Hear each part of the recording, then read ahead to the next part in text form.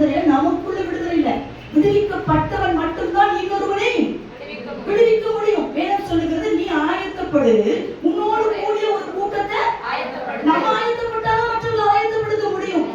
இந்த உலகத்துல பொல்லாத சத்துரு இந்த சிந்தனை என்கிற கட்டினாலே பெண்களை மட்டுமல்ல, அநேக வாலிபர்களை, சிறு பிள்ளைகளை, கணவன்மார, சர்ச்சுக்கு வருகிற சில ஊழியர்களை பேஸ்புக்கினால, இன்ஸ்டாகிராம்னால, யூடியூப்னால, பொல்லாத அசுத்தங்களினால அப்படி சிந்தனைகளை கட்டி வைத்திருக்கிறோம்.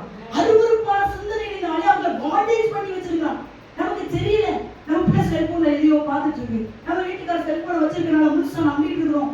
நீ நம்ப வேண்டாம் நான் சொல்லல, ஆனால் நமக்கே தெரியாம நம்முடைய தேசத்திலே அநேக விதமான ஜனங்களை பொல்லாத சத்துரு சிந்தையினாலே கட்டி வைத்திருக்கிறான். அவர்கள் எல்லாம் விடுவிக்கப்படணும்னா, அவர்கள் எல்லாம் தேவனுடைய ராஜ்யத்துக்குரியவர்களா மாறணும்னா, அவர்களுக்கெல்லாம் ரட்சிப்பு உண்டாக வேண்டுமானால், உங்க குடும்பத்திற்குள்ள ஒரு மெய்யான ரட்சிப்பும் கணவனுக்குள்ள பிள்ளைகளுக்குள்ள வரணும். நீங்கள் விடுவிக்கப்பட்டே